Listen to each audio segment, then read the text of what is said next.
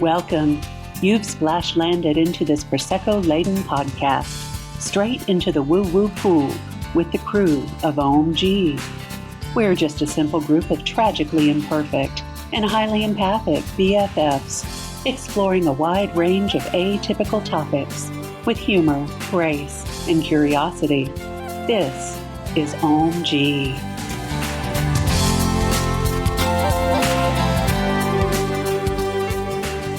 It's not heaven. It's Weston, West Virginia. The crew is here in the Holiday Inn Express suites, looking out the window onto a graveyard, having just toured the Trans-Allegheny Lunatic Asylum. You're here with the crew. Ohm-g,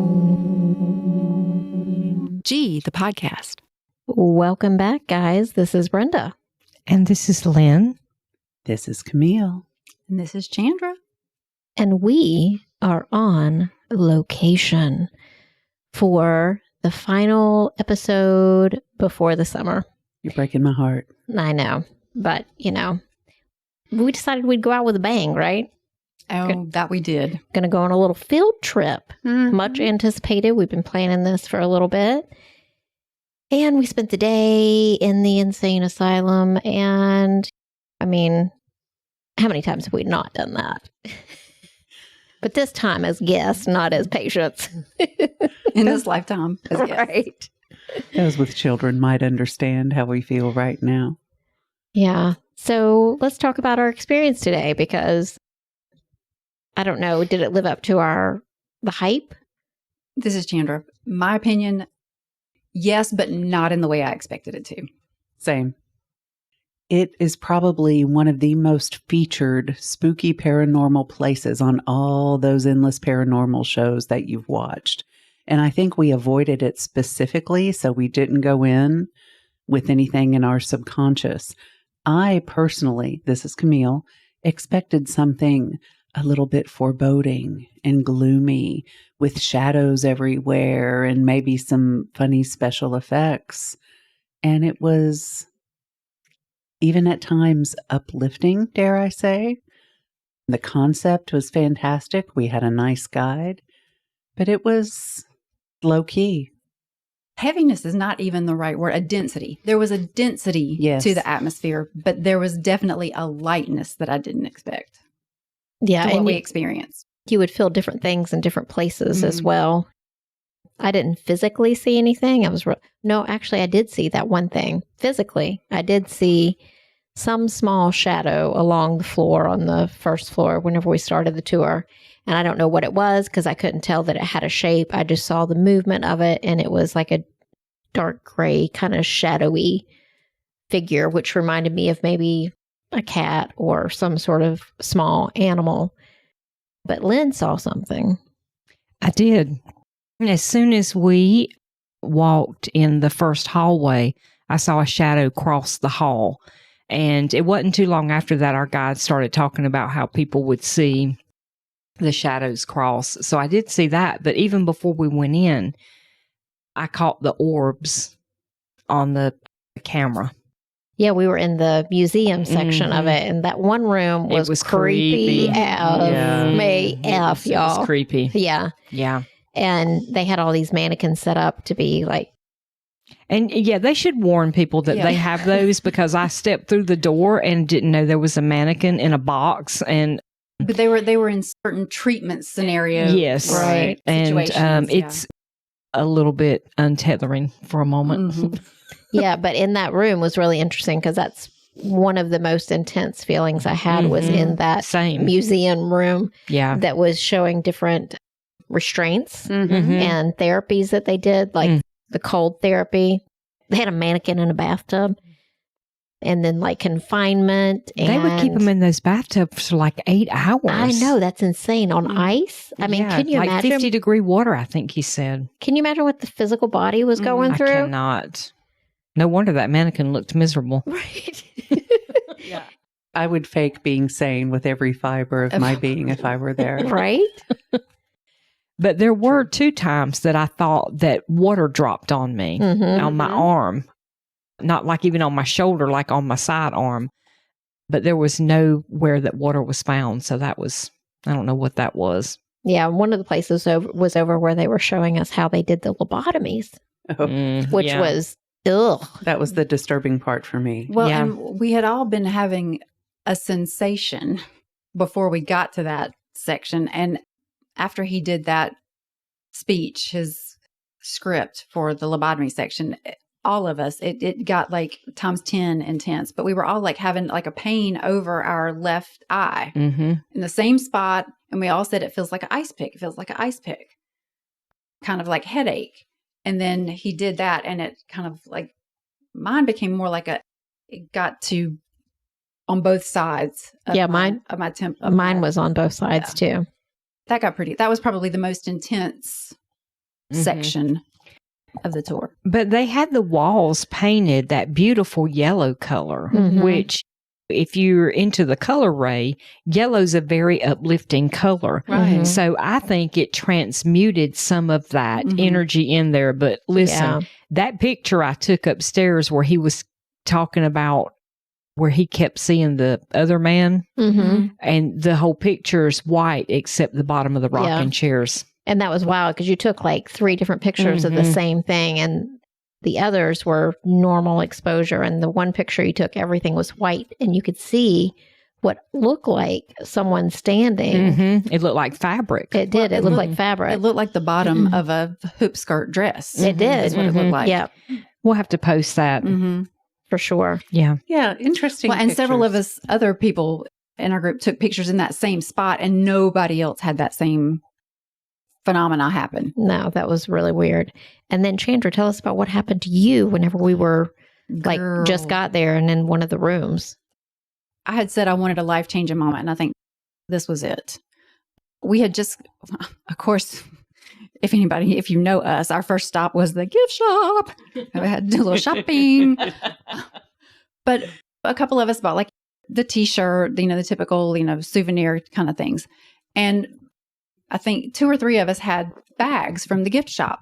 But right across the hall from the gift shop was a research room, and they had these different books that like talked about some of the procedures that they would do in the hospital and different things about the hospital and different areas of research into mental illness and different things. And we were kind of walking around in that room, and I got this sensation on my left side, and I can't even remember exactly how we started in the conversation. You felt like something was tickling your hand. Yes, I felt like something was like touching my fingers and rubbing my hand, and it almost started to feel like pins and needles after your hand has been asleep. And I noticed that my bag was swinging, but I wasn't swaying. And I said, I think somebody is on this side and think somebody's touching my hand. I think they're tickling it. And we all kind of started trying to tune into it, and we were all getting the same thing. It felt like a girl, probably in her teens, but mentally much younger. And I felt like she wanted to look in my bag. Like I felt like she was trying to open that bag and look in there to see what it was. So I said, if you want to see my bag, I'll show you. And so I opened the bag, and then it was kind of like the floodgates opened for you, and you started seeing this girl in a white dress with purple or periwinkle. She called it periwinkle blue flowers. She said dark hair. I was getting dark hair. And I said, oh, and you had dowsing rods. And I said, is that long enough? Have you seen what you wanted to see? And your rods crossed to yes immediately. And I was like, well, thank you for being interested in my goodies. I'm glad you liked what was in the bag. But I felt like she left that room with us. Oh, yeah. She followed us around for a while. Yeah. But then what happened was am I forgetting something? When we went to the next room. Yeah. Oh, yes. It was white, the and floor periwinkle. Was a tile that looked like from, I don't know when that tile was. It looked kind of like 1920s penny tile kind of. Yeah. It was white with that periwinkle blue kind of colored like flower design. 4 little petal flowers. And then we saw that in a couple other places in the tour, which was wild. So it was kind of like this theme. Yeah, which was really cool. But I felt like when we started the tour and we were down on that bottom floor, that first wing that we were in on the tour felt the weirdest to me. And I kept feeling like there was a man standing over my left shoulder, and he was like right at my shoulder looking over me like he was also part of the tour. But he wasn't physically there. But I felt like he was one of the people, and he was just like curious about who was there and what was going on. And I also felt like several, like down some of those hallways, because there were these long hallways with doors, and I could feel like there's somebody just on the other side. And like I was going to see somebody peek around, but I never saw anybody peek around, which was really disappointing. Well, and that first hallway did feel the most disconcerting, but I think it was because, like he was saying, it was very much like a rehabilitation, quote unquote, hospital, not like asylum when it first opened. And the people, it was like the first floor, so it was ground level, and the people there were kind of like, they could hold jobs off grounds. They could leave and come back. It was almost like hotel, like it was just like where they lived. Right. And because I think they were like the most cognizant people in the building, and the least dangerous. But they're probably still the most aware. If they're still there, they're probably still the most aware of people coming and going, and pay the most attention to the quote unquote comings and goings in that area. Because the further up we went, and I use the word dense because I don't want to say heavy because people have a negative connotation. It didn't feel heavy in any way, but I felt like I was getting shorter for the higher in the floors that we went. It definitely felt like a pressure, like a density in the air, the higher that we went, versus it felt quote unquote lighter on that first floor, but I felt like there was more attention being paid to us on that floor. Does that make sense? Oh, yeah. Yeah. And just to kind of set the stage of what to expect when you get there. We got there. The grounds are beautiful. It's a stately, lovely old building.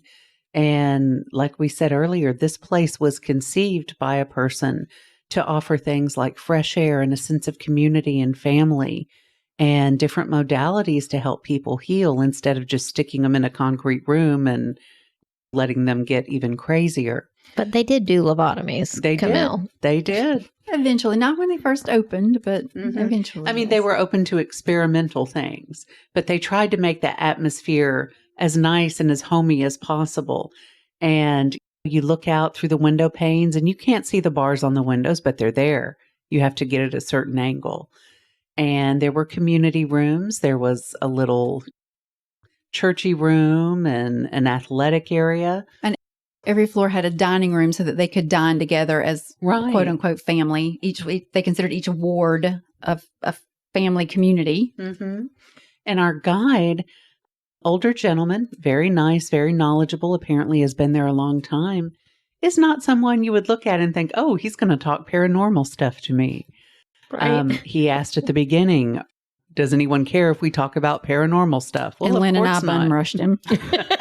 And he was like, wait, hold up. Oh, yeah. And this is a former teacher / serviceman and a small town guy, but he believes and he has pictures. And that's because he's seen, he's seen stuff. So a lot of stuff. Yeah. He's Good seen a lot of pictures. stuff. Yeah. How many years did he say he had been doing that? Like 12 or something? 16. Yeah. And talking about like locking up at night. I'm like, that'd be kind of interesting. The number of pictures that he probably had like 4 really good. Right. And he's been doing 4 tours a week for 16 years. And Right. he's got 4.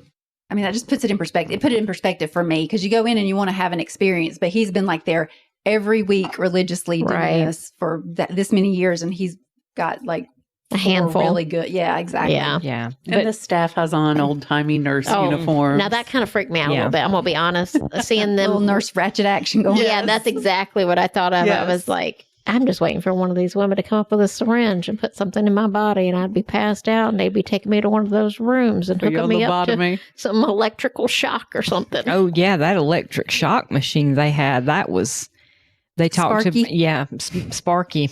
Yeah. How they would hook it up to people and try to shock them back right. That's terrible. It is. It's really sad. It is really sad. And if you think about it in those ways, Crazy. And mental health and how it's viewed and how we talk about it now compared to how it was then where they would just go and send you away somewhere. Now we take you to the therapist, we put you on the front porch, we give you a sweet tea, and we talk about our problems together instead of sending you off to a insane asylum or lunatic asylum or whatever. Yeah. And this place housed everyone from nagging wives that their husbands were sick of and dropped them off to the absolutely criminally insane. Right. And each floor had a different vibe. Some had paint peeling and looked decrepit, and some were filled with lovely antiques and carpets. And it was a lot of up and down stuff. And what was also interesting is they do nighttime ghost hunting activities. Please. So We would do that. Lynn and I have made a pact. Round 2, coming back up here and doing it at night. I mean, I think I might be a little bit scared even of that myself, but I'd be up for it because I think it'd be super fun. I ain't scared. I would be nervous, but having my witches with me, I would be good. Yeah. I'd be fine. So, Yes. Brenda, Camille, I have a story that I haven't told you yet. Oh, Do tell us, tell. please. Lynn just happened to be the lucky one standing beside of me when this happened. But there was a center section of the building. So the building is kind of like built in like a cross, like T configuration. And the middle section on one of the floors was where like the administration worked and had like little rooms where some of the staff would stay, even overnight in the institution. And one of the rooms that they took us in was the apothecary room. And I have always been attracted. I even have an old apothecary cabinet in my home. Like I've always been attracted to that kind of stuff. And when we walked in that room, I thought, this would have been my room. And I thought, where did that come from? She's a poisoner in a past life. And it just Arsenic. Well, and if y'all could see my china cabinet, it's Strychnine. arsenic. White oleander. But if y'all could see my china cabinet, it's not full of plates. There's some plates, but there's also like blue cobalt bottles and little things like little trinkets like that. And so I'm over there like looking at all the little bottles and all the little labels on the bottles or whatever. And it was fascinating. And as we walked into the next room, which was the administrator's office, where he would bring in high-ranking officials and have meetings with them. So there was like couches and chairs and an impressive desk. Because, I mean, of course, he was bringing people in there to be impressed. We walked over to the edge and there was this really nice little window seat. And I had the clearest vision of myself sitting on that window seat in like this really, really pretty dress looking out the window. And I leaned over to Lynn. I'm like, I just had a vision of myself sitting in this window seat looking out this window. And she's like, in true Lynn fashion, she takes like that half a beat where she tunes in and she's like, that's because she was having an affair with the administrator. And I'm like, Saw it crystal clear. resonates. Then our little tour guide guy starts talking about Harriet B. Jones and her being like the first, she became one of the physicians. And there's even like a plaque to her outside. The first female physicians. Yeah. And I was trying to like tune into that name. And I looked at Lynn. Lynn looked at me. And I said, I wasn't her, but I knew her well. And I'm like, what? Where did that come from? Like it didn't even feel like me saying it. Haven't you had a fascination with this place for some time? Years. Yeah. This has been on my list for years.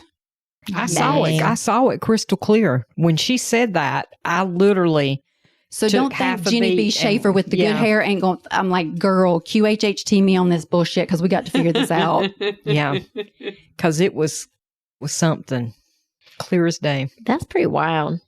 A homecoming of sorts. I could see myself sitting so clear in that window. And you know what's funny when we were in that room, because I remember where you talk about it, where that room that you talk about. I felt like he was sitting behind that desk the whole time we were in there. And I didn't say that to you guys while we were in there, but I was like, I feel like he's in here and he's still sitting here. Like that was his place of power is what I'm hearing. And his name was Kuntz. Yeah. And every Dean Kuntz book ever written, I have read. And I've never, I mean, I know it sounds like I'm making stuff up now, but like I had the fascination with the name. I was drawn to him to read the first one that I ever read because of the name. And then I ended up like really liking his writing and got true ADHD fashion down the rabbit hole and got hyper focused on it. But however, but like when he said that name, it was like, Felt familiar. That's where my fascination with that name came from. That's crazy. It's all the signs and synchronicities. It's just like if you follow the signs and the synchronicities, you will discover who you are now and who you were in a different life. Yeah, and we had, on the way up here, we had so many number synchronicities. Oh, yeah. Little angel numbers popping out everywhere. 777 on a license tag whenever we pulled in and parked the car. We came out and got back in the car. It was 222. Yeah. And then when we got back to the hotel and we couldn't get the computer to work earlier to record. And so we were going to go out and do some other things like eat because we were hungry. And it was 333 when Lynn looked at the clock. And yeah, it was just a lot of numbers today. And we were doing the numerology of the date and ended up today was a 13 day and 13 is my lucky number. And we get here and the room that Brenda got ended up being a number 4. It was Camille's number. Yeah. And then the room that Lynn and I are in is a total of 5, which is her lucky number. So it's like all day different little number things have been popping up for us too. Synchronicity. For sure. Delightful. One thing on that Magical. tour that kind of pricked my ears up a little, just to kind of set the stage. A long time ago, I knew someone who worked as a prison security guard in Huntsville, Texas, where like death row everything is. And they commented that they would rather guard the men any day of the week than have to be a guard in the women's unit. And I thought, well, that's weird. I mean, even a female prison guard affirmed this. And you would think it would be scary in there with all of those men and you're a guard. Apparently, the women inmates or prisoners or whatever they are much more vicious and unpredictable. The men might get their aggressiveness out, but then like the guide said today, when their fight's over, they'll be shaking hands by the end of the day.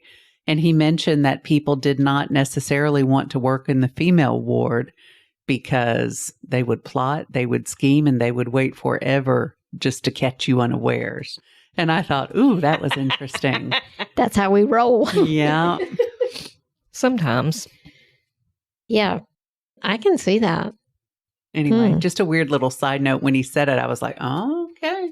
But that wasn't the first time that you'd heard that kind of. Well, Right. I think as a woman myself, I calculate. Oh, yeah. That's why we're poisoners. I don't. We like to watch our work. We don't just instead go of in and boom. shoot somebody.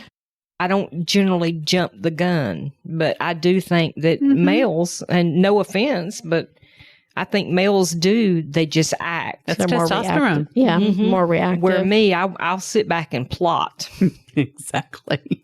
for months if I have to.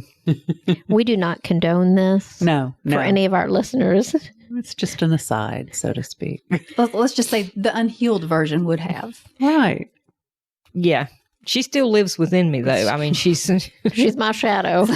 Never let her get hungry. That's some days she Matilda. raises her hand more than others, however, comma. Yes, please feed the gremlin. That's your Matilda side. That's my Matilda side. Yeah. So, which I think we should do another recording with Jenny as a side note on QHHT because we've been talking with Lynn about her session with her on the way up here. And I'd like to get a session because I got FOMO now and I got to have one too and You need to have one. see what comes up. But yeah, so, we're up here looking out the window of the Holiday Inn Express. If you're in the Weston area, we highly recommend. Yeah, it's really interesting because it's not super crowded. It's not overly commercialized. And it's like all local people working around here, y'all. Yeah. And I would love to know if other things go on at night. We talked about driving up there and parking outside somewhere and seeing if we see lights, but I don't know if we'll make it that far because we all got up at 4:30 this morning to come up here. So True that. And at the end of the day, would you recommend it? Yes. It's fascinating. It's historical. It's a slice of Americana it is. and a good tribute to lots of things. And yes, definitely come see it. Well, and if you're even just mildly sensitive to energy, you're going to have some kind of Yeah. experience because And the guides there's a are lot good. going on. You're going to feel the things. Yeah. And Even if you don't see the things, you will feel the things. yeah. And there were orbs caught Mm-hmm. in photographs and on video. So Yeah, so we hope to post some things. Yeah, we'll have to At make some sure point. we post those on the socials. Yeah. Yes. Lovely day. Lived up to the expectations for sure. Absolutely. I didn't see a full body apparition. I would have liked to have seen that, but that's okay. You I can still come had to my house experiences. and see that. Oh, that's true. You can go to Bethania to see that. Just saying. All right, friends. I guess we're going to sign off for the summer, and we'll still be having events in the area and also online, but we're not going to record over the summer, and we love you guys. Thanks for 4 years. Yeah, we're working on 4 years. And we will be back soon. Yep. Peace out, y'all. Bye, everybody. Ciao, ciao. Thank you for joining us today. Please follow and subscribe to our podcast on Apple, Stitcher, Spotify, or wherever you get your podcasts, and leave a review. It's so easy to do and such a huge help for us. We appreciate your interactions so much. Want to join us at our table?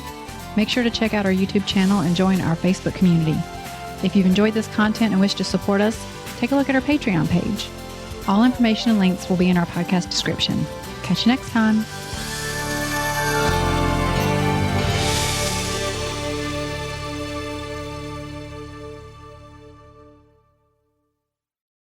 This podcast is part of the Sound Advice FM network. Sound Advice FM, women's voices amplified.